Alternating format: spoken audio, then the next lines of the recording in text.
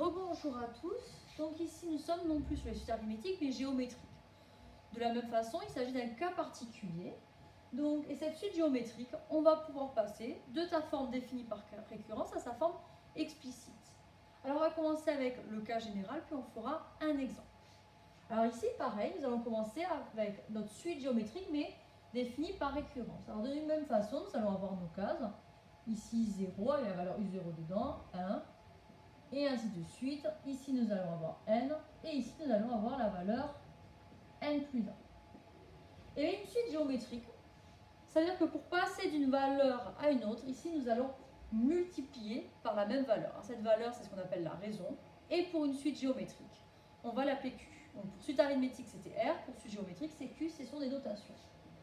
Donc, voilà, on va avoir ça à chaque fois. On va avoir ce même procédé de sa multiplication. Donc, on va pouvoir rapidement en définir la forme définie par récurrence d'une suite géométrique. Donc, nous allons avoir que un plus 1, il vaut un fois q en précisant la valeur de u0. Et donc, maintenant, on va pouvoir donc passer à la forme explicite. Alors ici, la forme explicite, que va-t-il se passer? À chaque fois, qu'est-ce qu'il y a? On va avoir fois q, fois q, fois q, c'est-à-dire que on va avoir des puissances qui vont se mettre en place. Si on a par exemple u2, ben u2, c'est notre première valeur u0, et on fait fois q, ça fait q au carré. Si on est sur u3, ça fait u0 fois q, fois q, fois q, ça fait fois q au cube. Donc clairement, on va avoir un qui vaut u0 fois q à la puissance n. Ceci étant le premier terme, et n étant la valeur qui nous intéresse. Alors, à quel moment on va être amené dans notre quotidien à étudier les suites géométriques? Alors là, il faut se rappeler des pourcentages. Pourquoi un pourcentage? Rappelez-vous de la leçon sur les pourcentages, ça s'apparente à une multiplication. Alors, que va-t-on avoir ici? On va imaginer quelque chose de très concret. Vous ouvrez un compte à la banque et vous avez un taux d'intérêt dessus. Donc, votre taux d'augmentation, on va dire qu'il est de 2% chaque année.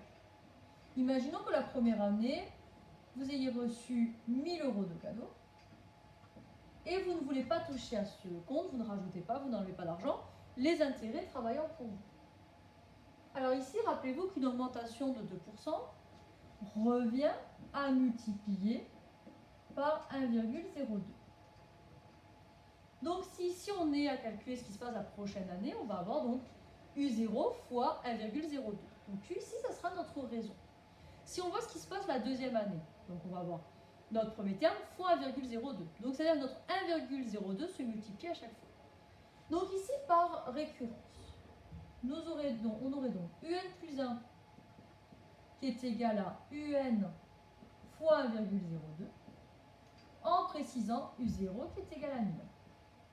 Ça, c'est notre forme par récurrence. Alors pour une suite géométrique, on sait immédiatement passer de la forme par récurrence à la forme explicite. Donc là, ici, nous allons avoir que un vaut donc u0, 1000, fois 1,02 à la puissance n. Et on avait expliqué qu'une forme explicite s'apparente comme à une fonction. Alors par exemple, je me dis, bon, je ne vais pas y toucher pendant 10 ans, ce compte, que va-t-il se passer dans 10 ans? Et bien là, je me dis n, c'est le temps passé, u, c'est la valeur qui est sur mon compte. Dans ce cas-là, on aura bien que u10 est égal à 1000 fois 1,02 à la puissance 10. Voilà, donc là, on va travailler sur les suites géométriques. On va continuer avec les sommes des suites arithmétiques et géométriques et on fera un point pour que vous ayez une vision globale de ces deux suites.